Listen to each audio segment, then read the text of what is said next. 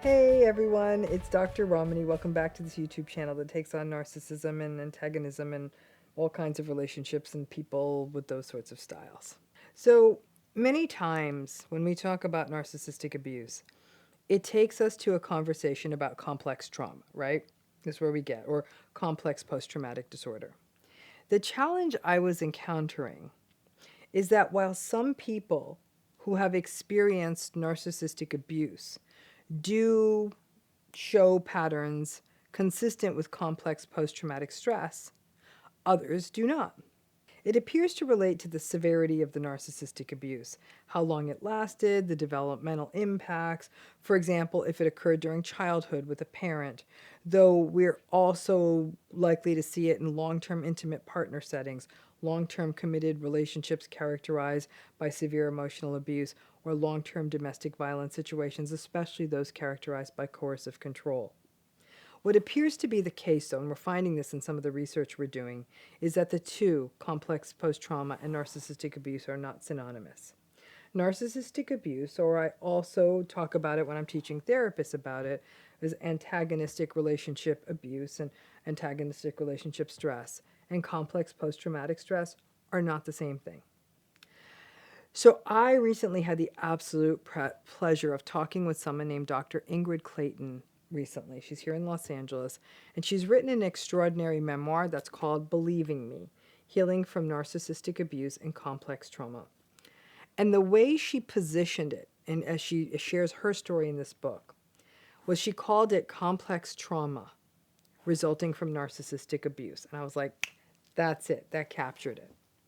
Complex trauma can have multiple origins. In general terms, complex trauma results from repetitive, chronic, long-term trauma such as childhood abuse. Complex PTSD may be brought about by a person experiencing recurring or long-term traumatic events, for example, child abuse in any form, neglect during childhood, being subjected to domestic violence, human trafficking, or protracted and traumatic refugee experiences. Complex trauma often grows out of childhood trauma. The trauma perpetrator is someone who's known to or trusted or relied upon by the person experiencing the trauma. And escape from the relationship with that person would be either impossible or dangerous.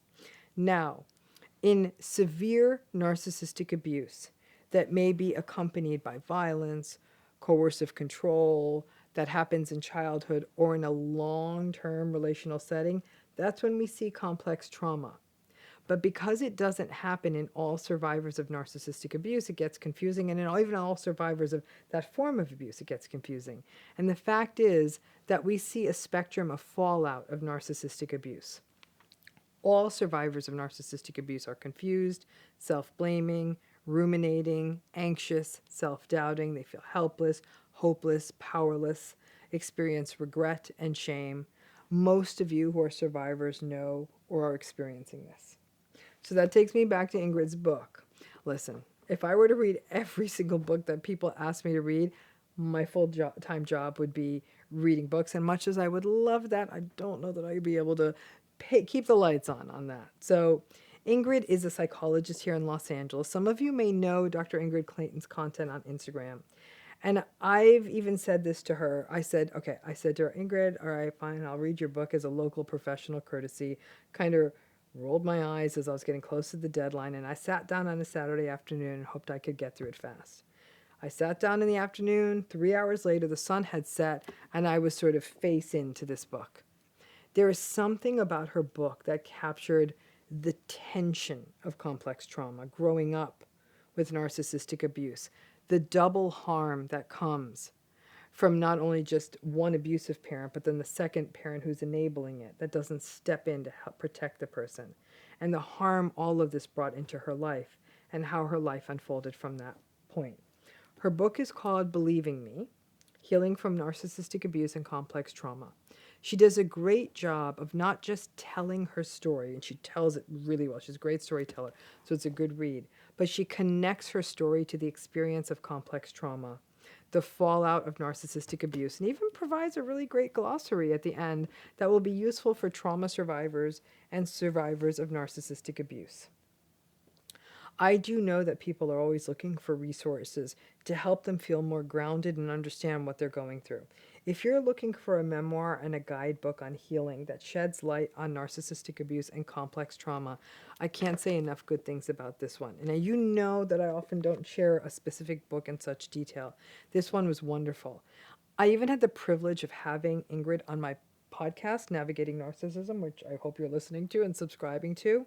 We have the link to her book in the video notes if you're interested.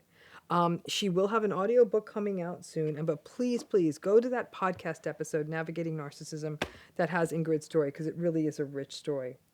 As we attempt to find ways to measure narcissistic abuse and the fallout of these antagonistic relationships, it's complicated. Goodness knows there's enough content out there that shames survivors for their experiences. So it's really wonderful to find such a well-written book that shares a painfully honest glimpse at one person's story. Her story is one that I know many survivors will find resonance in.